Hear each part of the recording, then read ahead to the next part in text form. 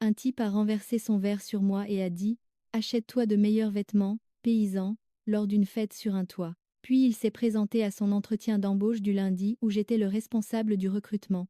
La fête sur le toit du vendredi soir était censée être relaxante après une semaine brutale d'entretiens consécutifs pour notre poste de développeur senior. Mon entreprise, NextForge Solutions, cherchait le bon candidat depuis 3 mois, et j'avais personnellement évalué 47 candidats, sans trouver personne qui corresponde à la culture de notre équipe. Je me tenais près de la rambarde, sirotant un gin tonic, regardant les lumières de la ville scintiller en contrebas, pendant que mon amie Kathleen parlait de son dernier désastre amoureux. Le lieu était bondé de gens de l'industrie technologique, des startups se mélangeant à des entreprises établies. Tout le monde essayait de réseauter, sans avoir l'air de réseauter. Je portais ma tenue de repos habituelle, un jean délavé et un henley gris uni qui avait connu des jours meilleurs, des vêtements confortables qui me permettaient de me fondre dans le décor, après avoir passé toute la semaine en tenue de ville décontractée. Un groupe de voix fortes a éclaté près du bar, et j'ai jeté un coup d'œil pour voir 5 gars, en costume coûteux rire un peu trop fort, à des blagues qui n'étaient probablement pas drôles. Le plus grand, mesurant peu, être 1,4 m, avec des cheveux blonds parfaitement coiffés, et une montre qui coûtait plus cher que la mensualité de ma voiture, tenait court, comme s'il était le maître des lieux. Sa voix portait à travers le toit, alors qu'il décrivait la conclusion d'un accord massif, gesticulant avec son verre, et essayant clairement d'impressionner tous ceux qui pouvaient l'entendre. Kathleen a levé les yeux au ciel et a dit quelque chose sur le fait que les gars de la finance étaient toujours les personnes les plus bruyantes à n'importe quelle fête, et j'ai approuvé tout en vérifiant mon téléphone, pour la 100e fois de la soirée. Le lundi matin apporterait 3 entretiens finaux pour le poste de développeur, et j'avais passé la semaine à examiner des CV, essayant de trouver des signaux d'alarme que j'aurais pu manquer. Le grand gars du bar a commencé à se frayer un chemin à travers la foule, son entourage le suivant comme des poissons pilotes autour d'un requin, et j'ai changé de position pour éviter leur chemin. Mais les fêtes sur les toits ont un espace limité, et il se dirigeait droit vers la rambarde où Kathleen et moi nous tenions. Son groupe nous a encerclés, avant que je puisse suggérer de bouger. Leur conversation était si forte qu'elle couvrait la musique d'ambiance. Le grand gars parlait toujours de son accord, mentionnant des chiffres qui semblaient gonflés et lâchant des noms qui étaient probablement censés impressionner. Kathleen a essayé de poursuivre notre conversation, mais a abandonné quand un de ses amis s'est littéralement interposé entre nous pour avoir une meilleure vue sur la ville. J'ai reculé contre la rambarde pour leur laisser de l'espace, mais le grand gars s'est retourné soudainement avec son verre tenu lâchement dans une main, et tout le contenu de son whisky sourd a éclaboussé ma poitrine. Le liquide froid a immédiatement trempé mon henley, des glaçons rebondissant sur mon ventre avant de toucher le sol. Pendant un instant, tout le monde dans le voisinage immédiat s'est tu, et j'ai baissé les yeux sur ma chemise ruinée, puis je l'ai regardé. Il m'a dévisagé comme si j'étais apparu de nulle part, son visage montrant de l'agacement, plutôt que des excuses, et j'ai attendu le pardon automatique qui devrait suivre lorsqu'on renverse accidentellement un verre sur quelqu'un. Au lieu de cela, il m'a regardé de haut en bas avec un dédain évident, observant mes vêtements bon marché mouillés, et mon apparence peu impressionnante. Ses amis regardaient maintenant, sentant le divertissement, et il a joué pour le public. Il a dit d'une voix assez forte pour que la moitié du toit l'entende que je devrais être m'acheter de meilleurs vêtements, si je voulais traîner dans des endroits comme celui-ci. Le mot paysan est sorti de sa bouche avec une cruauté si désinvolte que je me suis vraiment demandé si j'avais mal entendu. Le visage de Kathleen est passé de choqué à furieux en quelques secondes, mais j'ai posé une main sur son bras avant qu'elle ne puisse s'en prendre à lui. Les amis du grand gars ont commencé à rire, l'un d'eux faisant un commentaire sur le fait que le code vestimentaire était plutôt détendu de nos jours. Il a sorti une pince à billets de sa poche, en a détaché un billet de 20 $, et a essayé de me le tendre, en me suggérant de l'utiliser pour améliorer ma garde-robe. L'humiliation était clairement intentionnelle, conçue pour établir une hiérarchie devant son public. Et je pouvais sentir tous les yeux sur le toit fixés sur notre interaction. Je n'ai pas pris l'argent, je suis juste resté là, dégoulinant de whisky, et me demandant quel genre de personne agissait de la sorte. Il a laissé le billet volter sur le sol entre nous, a dit quelque chose sur le fait que certaines personnes ne savaient pas accepter de l'aide, et s'est retourné vers ses amis, comme si j'avais cessé d'exister. Ils se sont éloignés, riant toujours, et Kathleen a immédiatement commencé à me demander si j'allais bien tout en sortant des serviettes de son sac à main. J'ai essuyé ce que je pouvais, mais la chemise était ruinée, et l'odeur de whisky s'accrochait à moi, comme de l'eau de Cologne. Nous sommes partis peu de temps après, parce que je ne supportais pas d'être là dans des vêtements trempés, pendant que ce gars tenait court de l'autre côté du toit. Kathleen a passé tout le trajet du retour à pester contre les riches arrogants, qui pensent que l'argent excuse les comportements épouvantables, et j'étais globalement d'accord tout en essayant de ne pas laisser l'incident gâcher mon week-end. Mais quelque chose dans cette cruauté désinvolte m'a dérangé plus que ça n'aurait dû. J'avais eu affaire à des personnes difficiles tout au long de ma carrière. Mais il y avait quelque chose de particulièrement dégradant à se faire appeler un paysan devant une foule. Le samedi et le dimanche sont passés dans un flou de préparation aux entretiens et de tentatives d'oublier la soirée de vendredi. J'ai examiné les portfolios des candidats, préparé des questions techniques, et me suis coordonné avec mon équipe concernant le programme de lundi. Nous avions 3 finalistes qui venaient, tous avec des références impressionnantes sur le papier, et je devais déterminer lequel s'intégrerait réellement dans notre environnement collaboratif. Dimanche soir, j'ai préparé mes vêtements pour l'entretien, et relu mes notes une dernière fois, avant d'essayer de dormir. Le lundi matin est arrivé avec une pluie qui correspondait à mon humeur, et j'ai pris un café sur le chemin du bureau, tout en me préparant mentalement pour une longue journée d'évaluation. Notre premier candidat était programmé pour 9h. Un développeur de Chicago avec un portefeuille impressionnant d'applications mobiles.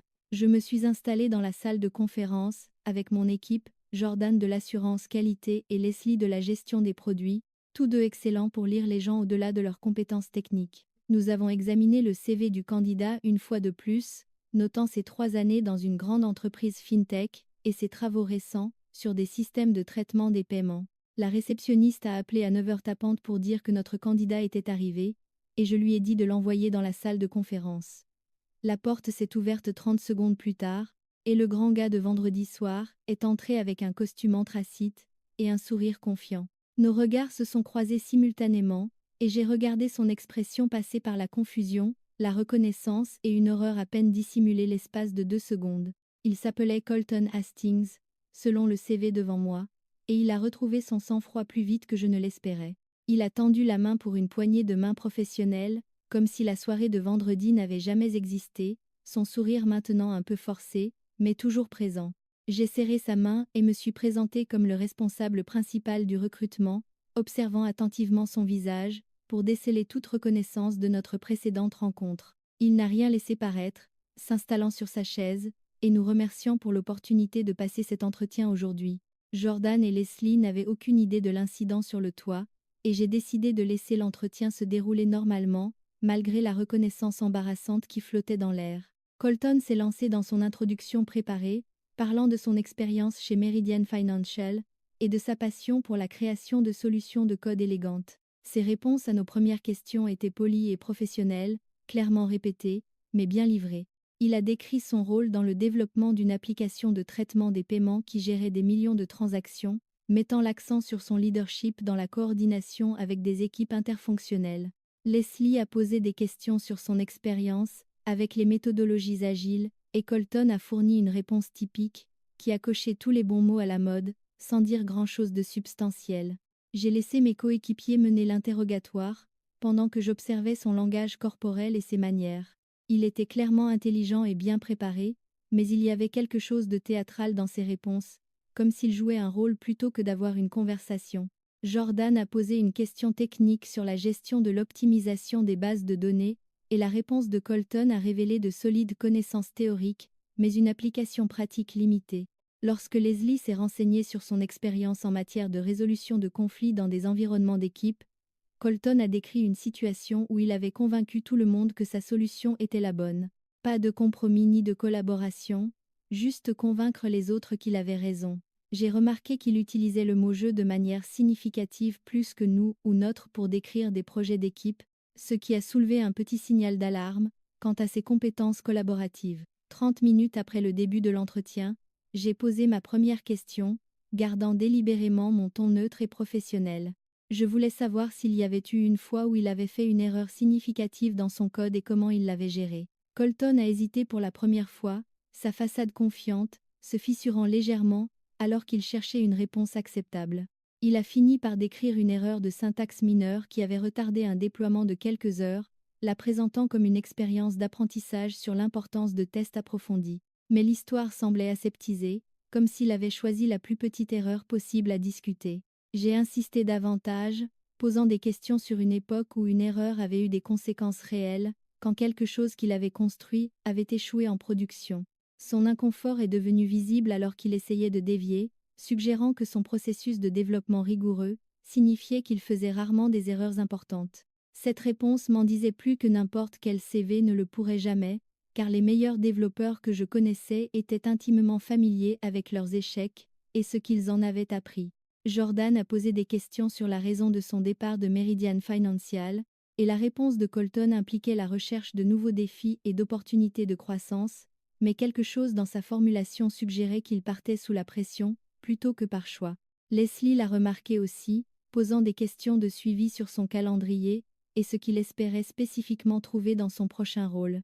Les réponses de Colton sont devenues plus vagues, mentionnant l'adéquation culturelle et le désir de travailler avec des technologies de pointe, des réponses génériques qui pourraient s'appliquer à n'importe quelle offre d'emploi. J'ai décidé de changer de vitesse et lui ai demandé de décrire son environnement d'équipe idéal et avec quel type de collègues il travaillait le mieux. Sa réponse a révélé tout ce que j'avais besoin de savoir sur la raison pour laquelle il ne conviendrait pas chez Nexforge. Il a décrit vouloir des collègues qui respectaient l'expertise et s'en remettaient à l'expérience, qui comprenaient que les opinions de certaines personnes avaient plus de poids en raison de leurs antécédents prouvés. La façon dont il l'a dit impliquait une hiérarchie avec lui-même au sommet, et j'ai surpris le subtil haussement de sourcils de Jordan à cette formulation. Nous sommes passés à la partie de l'évaluation technique où j'ai présenté un défi de codage que nous donnions à tous les candidats. Il a été conçu pour tester à la fois les compétences techniques et l'approche de résolution de problèmes, avec de multiples solutions valides selon les priorités. Colton l'a abordé avec confiance, déclarant immédiatement qu'il connaissait la solution optimale et commençant à coder. Mais après 15 minutes, il a heurté une erreur logique dans son approche et est devenu visiblement frustré. Au lieu de reculer et de reconsidérer sa méthode, il a essayé de forcer sa solution originale à fonctionner grâce à des solutions de contournement de plus en plus complexes. Jordan a proposé une douce suggestion sur des approches alternatives, et Colton l'a rejeté presque immédiatement avec une explication condescendante sur la raison pour laquelle sa méthode était supérieure. Le problème était que sa méthode ne fonctionnait pas, et il était trop engagé dans cette voie pour pivoter. À la fin de notre heure, il avait une solution partiellement fonctionnelle, qui était trop compliquée et fragile, alors qu'une approche plus simple l'aurait complètement résolu. Je l'ai remercié pour son temps, et lui ai expliqué que nous le contacterions d'ici quelques jours avec notre décision. Procédure de clôture d'entretien standard. Colton s'est levé et a de nouveau serré des mains. Et lorsqu'il est arrivé à moi en dernier, il s'est légèrement penché et a parlé d'une voix basse qui ne m'était destinée qu'à moi. Il a dit qu'il espérait que la soirée de vendredi n'affecterait pas mon jugement professionnel et que nous faisions tous des erreurs lors des fêtes. L'implication était claire. Il encadrait le verre renversé comme une erreur mutuelle, quelque chose à laquelle nous avions tous deux participé, plutôt que quelque chose qu'il m'avait fait. J'ai souri poliment et l'ai assuré que notre décision serait entièrement basée sur les qualifications et l'adéquation à la culture d'entreprise, ce qui était absolument vrai. Après son départ, Jordan a immédiatement demandé si quelqu'un d'autre trouvait ça bizarre, et Leslie a convenu que quelque chose semblait clocher dans toute sa présentation. J'ai débattu pour savoir si je devais mentionner l'incident sur le toit, et j'ai décidé que la transparence valait mieux que de garder des secrets qui pourraient affecter notre décision d'embauche. Quand j'ai expliqué ce qui s'était passé vendredi soir, la bouche de Jordan s'est ouverte, et Leslie a littéralement ri d'incrédulité. Tous deux ont convenu que c'était pertinent pour l'adéquation culturelle, surtout compte tenu de la façon dont il avait géré le défi technique et parlé du travail d'équipe. Nous avions encore 2 autres candidats à interviewer cet après-midi-là, mais Colton s'était effectivement éliminé lui-même, à la fois par ses performances professionnelles et son comportement personnel. La deuxième candidate, Priya, est arrivée avec une assurance tranquille qui contrastait vivement avec la bravade de Colton. Elle a posé des questions réfléchies sur notre processus de développement et nos défis actuels, traitant l'entretien comme une conversation bilatérale plutôt que comme une performance. Son évaluation technique était méthodique et adaptative, et lorsqu'elle heurtait un obstacle, elle expliquait son processus de réflexion et posait des questions de clarification.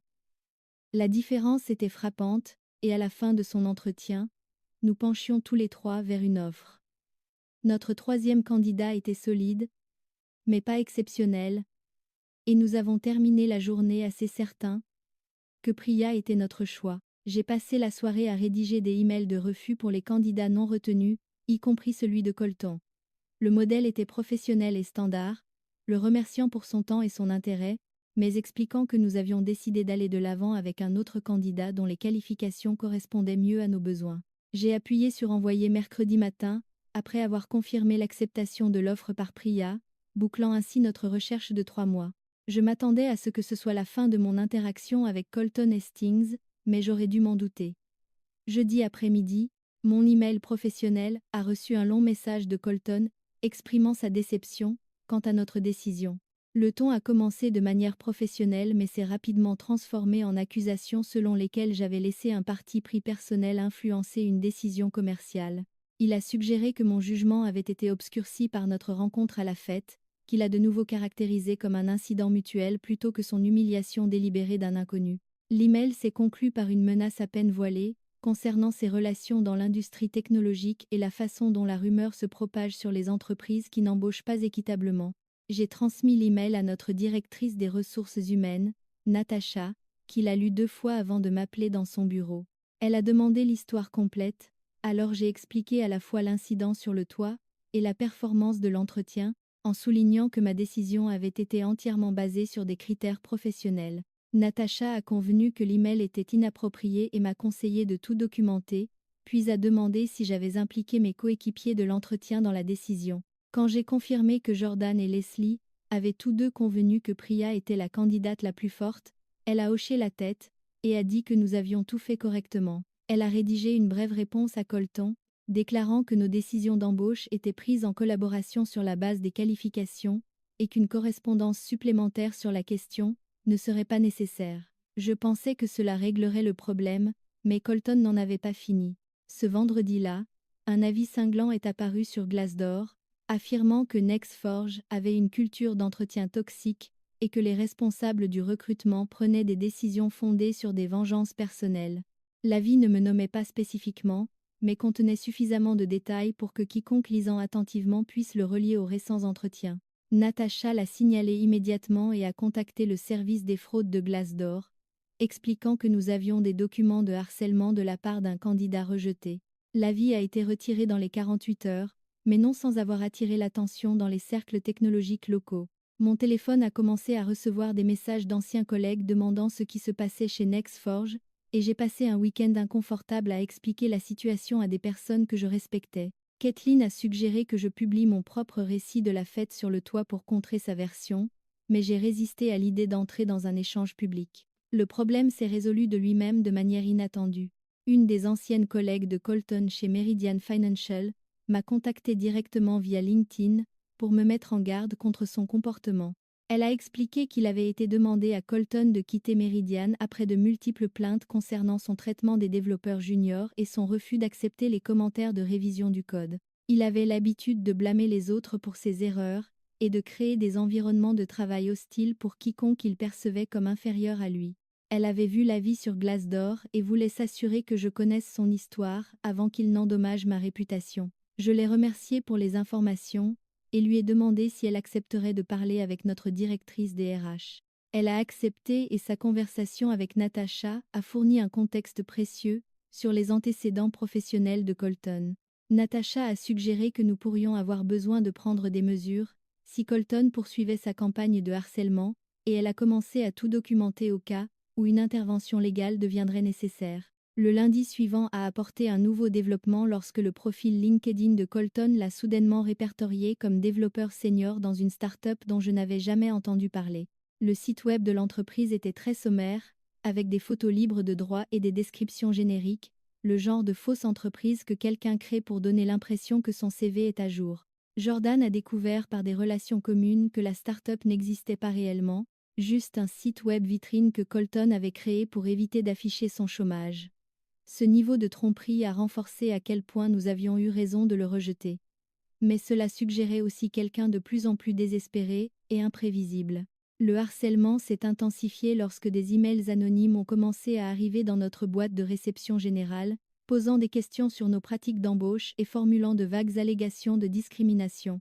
Natacha a tracé les emails jusqu'à un service d'email jetable et n'a pas pu prouver de manière définitive qu'il venait de Colton, mais le timing et le contenu rendaient la chose évidente. Elle a consulté notre équipe juridique concernant l'envoi d'une lettre de mise en demeure, et ils ont convenu que nous avions des motifs suffisants, basés sur le modèle de comportement. La lettre a été envoyée le mercredi matin, exigeant formellement que Colton cesse tout contact avec les employés de NextForge et cesse de faire de fausses déclarations sur notre entreprise. Pendant 2 jours, rien ne s'est passé, et j'espérais que la lettre juridique l'avait effrayé, au point de reculer. Puis, le vendredi soir, j'ai reçu une demande d'amis sur mes réseaux sociaux personnels, d'un compte sans photo de profil.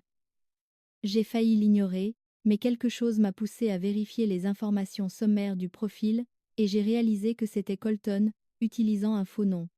L'audace était stupéfiante. Il avait été légalement averti de cesser tout contact, et a répondu en essayant d'accéder à mes comptes personnels. J'ai fait une capture d'écran de la demande et l'ai envoyée à Natacha, qui a tout transmis à notre avocat. C'était maintenant clairement du harcèlement avec documentation, et notre avocat a envoyé une lettre plus ferme, avertissant d'une action en justice, si les contacts se poursuivaient. Cela a finalement semblé fonctionner parce que les demandes et les emails se sont arrêtés brusquement, mais je suis resté prudent, vérifiant régulièrement mes différents comptes à la recherche de signes d'intrusion supplémentaires. Priya a commencé son premier jour chez NextForge, le lundi suivant, et la voir s'intégrer en douceur dans l'équipe, a confirmé que nous avions fait le bon choix. Elle a apporté à la fois des compétences techniques et de l'intelligence émotionnelle, posant de bonnes questions et écoutant attentivement les réponses. Le contraste avec Colton n'aurait pas pu être plus vif, et j'étais reconnaissant que son comportement sur le toit ait révélé son caractère avant que nous ayons fait une terrible erreur de recrutement. Jordan m'a pris à part après la première semaine de Priya et m'a dit qu'il avait fait quelques vérifications auprès de contacts dans d'autres entreprises. Apparemment, Colton avait la réputation dans les cercles technologiques locaux d'être quelqu'un qui passait bien les entretiens, mais qui causait des problèmes une fois embauché, brûlant les postes tous les 12 à 18 mois, avant que les entreprises ne trouvent des raisons de le licencier. 3 semaines, après la lettre de mise en demeure, Kathleen m'a appelé avec des nouvelles qu'elle avait apprises par le réseau du personnel du lieu de la fête. Colton avait été banni de l'emplacement sur le toit, après de multiples plaintes, concernant son comportement envers les employés de service, y compris un incident où il avait réprimandé un barman pour avoir mal préparé son verre. Le lieu montait un dossier sur lui depuis des mois, avant de finalement décider qu'il ne valait pas la peine, peu importe combien il dépensait. Apparemment, je n'étais pas son premier paysan, juste le plus récent. La validation que ses problèmes de caractère s'étendaient au-delà de notre interaction était à la fois satisfaisante et triste. 6 mois plus tard, j'ai croisé l'ancienne collègue de Meridian qui m'avait mise en garde contre Colton. Elle était à un mélangeur de l'industrie technologique et nous avons passé quelques minutes à prendre des nouvelles. Elle a mentionné que Colton avait finalement trouvé un emploi dans une petite entreprise assez désespérée pour ignorer sa réputation, mais qu'il causait déjà des problèmes avec ses nouveaux collègues de travail. Certaines personnes n'apprennent jamais de leurs erreurs parce qu'elles ne reconnaissent jamais les avoir commises en premier lieu. Priya s'est épanouie chez NextForge, devenant rapidement l'un de nos développeurs les plus forts et un mentor pour les membres juniors de l'équipe. Son succès a justifié notre processus d'embauche et m'a rappelé pourquoi l'adéquation culturelle compte tout autant que les compétences techniques. Un développeur brillant qui détruit le moral de l'équipe coûte finalement plus qu'il ne contribue, tandis que quelqu'un avec de solides compétences et une véritable capacité de collaboration élève tous ceux qui l'entourent. Toute cette expérience m'a appris à faire confiance à mon instinct concernant le caractère et à me rappeler que la façon dont les gens traitent les étrangers dans des contextes informels révèle leur vraie nature. Colton m'a montré exactement qui il était sur ce toit, et j'ai eu la chance de le reconnaître avant de faire une erreur coûteuse. L'industrie de la technologie est suffisamment petite pour que les réputations finissent par rattraper les gens, et la nouvelle s'était répandue à propos de son comportement en entretien et de son harcèlement ultérieur. J'ai entendu par divers canaux que d'autres entreprises l'avaient signalé comme une embauche risquée, créant un cycle autoréalisateur où son incapacité à trouver de bons postes le rendait plus désespéré et hostile. 2 ans après l'incident initial, j'ai été promu directeur de l'ingénierie chez NextForge, en partie grâce au succès de notre département à bâtir une solide équipe collaborative. Priya avait progressé pour devenir développeuse principale, et nous avions embauché 3 autres personnes, qui correspondaient parfaitement à notre culture. Je me demandais parfois ce qui était arrivé à Colton, s'il avait un jour pris conscience de la raison pour laquelle sa carrière stagnait, mais la plupart du temps, je me sentais juste reconnaissant pour la balle que nous avions évitée. L'incident de la fête sur le toit avait semblé être une simple impolitesse à l'époque, mais il s'est avéré être un système d'alerte précoce qui nous a sauvés de mois de problèmes sur le lieu de travail. Kathleen évoquait toujours le commentaire sur le paysan de temps en temps quand nous avions besoin de rire un bon coup sur les comportements d'enfants gâtés, et c'était devenu un raccourci dans notre groupe d'amis pour désigner les personnes qui révèlent leur caractère par une cruauté désinvolte. L'histoire m'a également servi de rappel utile dans mon rôle de recruteur que les entretiens ne servent pas seulement à évaluer les candidats, mais aussi à laisser les candidats révéler qui ils sont vraiment lorsqu'on leur donne suffisamment d'espace. J'ai mis en place une nouvelle pratique consistant à interroger tous les candidats sur leur pire échec professionnel et la façon dont ils l'ont géré, découvrant que leur niveau d'aisance à discuter de leurs erreurs révélait bien plus que n'importe quelle réussite.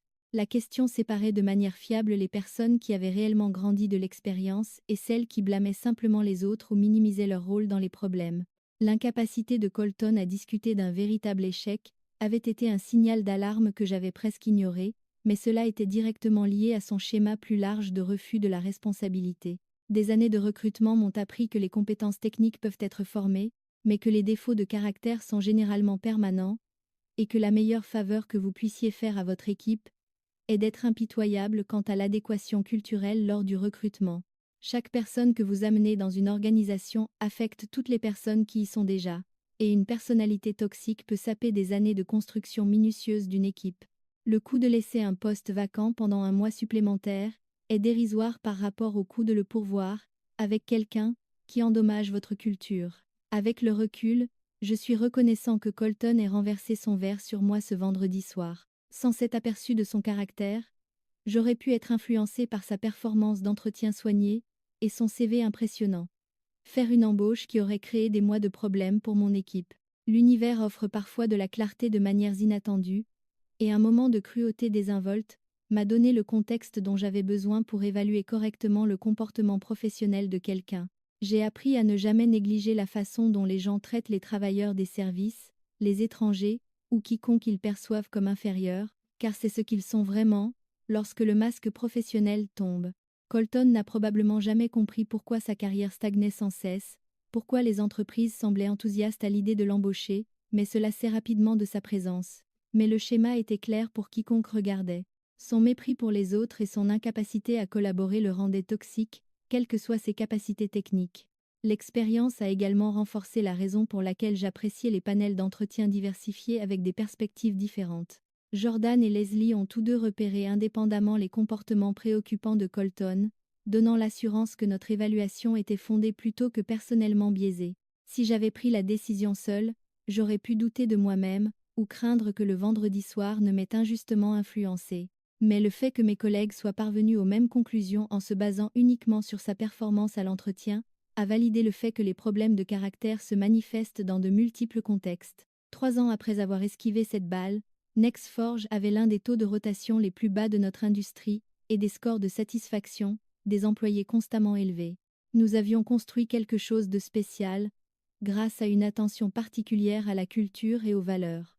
Et protéger cette culture signifiait avoir le courage de rejeter les candidats qui pourraient la saper. Le CV de Colton semblait probablement impressionnant pour les recruteurs d'autres entreprises, mais nous avions appris à regarder au-delà des diplômes pour voir la personne qui s'y cache. Je ne l'ai jamais revu après cet entretien du lundi, bien que j'ai parfois entendu des nouvelles par des contacts de l'industrie, au sujet de ces changements d'emploi continus et de ces problèmes de réputation. Certaines personnes sont leurs pires ennemis, sabotant chaque opportunité par des comportements qu'elles refusent d'examiner ou de changer. Je ne ressentais aucune satisfaction particulière face à ces difficultés, juste du soulagement que NextForge ait été épargné de la perturbation qu'il apportait à chaque lieu de travail, et une profonde gratitude pour cette fête sur le toit du vendredi soir, où quelqu'un m'a montré exactement qui il était, m'évitant une erreur que j'aurais pu regretter pendant des années. Parfois, l'univers vous envoie un avertissement si vous y prêtez attention, et je suis heureux d'avoir reconnu le mien, avant qu'il ne soit trop tard. Merci d'avoir regardé jusqu'ici.